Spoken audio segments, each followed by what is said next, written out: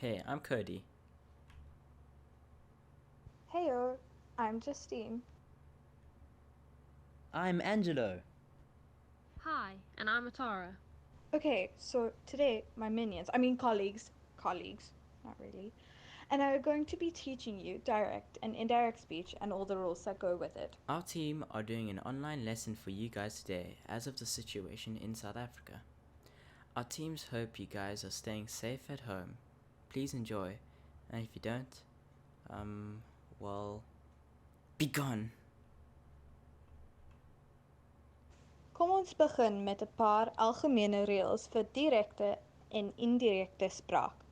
Let's start with some general rules for direct and indirect speech.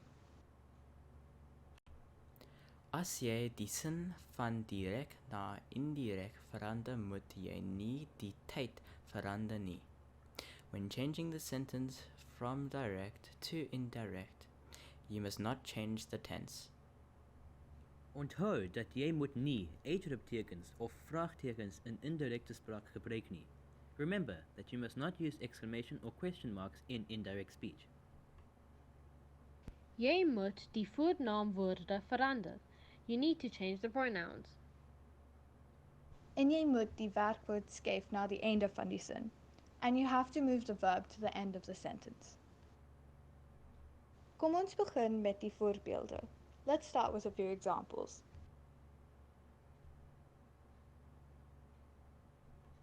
Hy sê, die mense sien die ongeluk.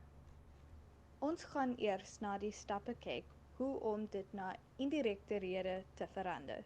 We're first going to look at the steps on how to change this to indirect speech. So die aanhalings en dubbelpunte val weg. Dan voeg jy dat by. Verander die voornaamwoorde en skuif die werkwoorde na die einde van die sin. The quotes and colons fall away. Then you add that. Change the pronouns and move the verbs to the end of the sentence. Die sin moet dus so lyk as jy die stappe behoorlik gevolg het. So the sentence should look like this if you follow the steps properly. Hy sê dat die mense die ongeluk sien.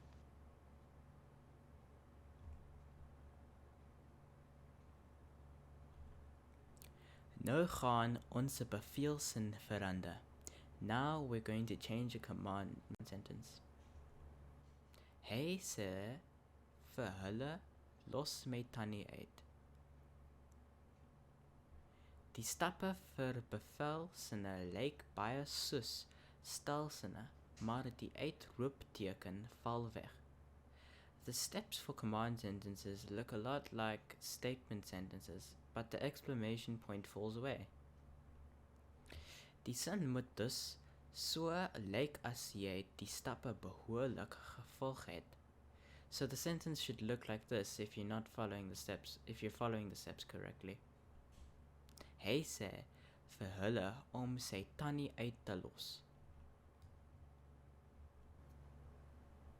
Nou vir 'n vraagsin. Now it's time for a question sentence without a question word.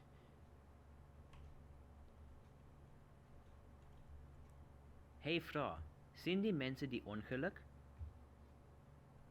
Die stappe wat jy moet volg. Alles is dieselfde, behalwe nou die vraagteken val weg en jy moet volg of by. Everything is the same, except now the question mark falls away and you have to add or.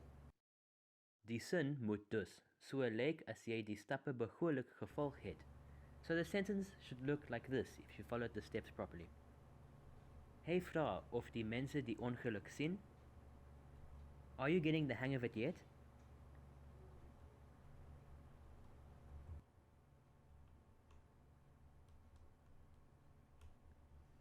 Sorry about that.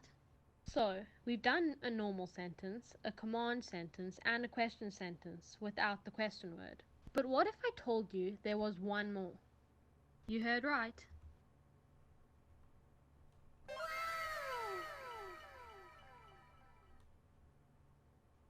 I present to you an example with the question word. Sy vra, hoekom is jou tannie deur 'n kar getref? Die stappe wat jy benodig is. The steps you'll need are is dieselfde as voorheen, behalwe dat jy hierdie keer die vraagwoord hou. The steps you need are the same as before, except this time you need to keep the question word. Sê vra hoekom jou tannie deur 'n kar getref is. And that's all the examples we have for today. See you next time. Wait. Before you go. We have forgotten two important things. What happens to pronouns and words that change when you are changing the sentence to indirekte. Here we have a table displaying a list of words or phrases that change when the sentence is put into indirect speech. Words like hier, nou, vandag, and gister change to daar, toe, daardie dag, and die vorige dag. Then we have the pronouns that changed. All first-person pronouns changed to third person. Thank you so much for watching our animation. We all really appreciate it. And we'll see you in the next one. Signing out, Die Fools.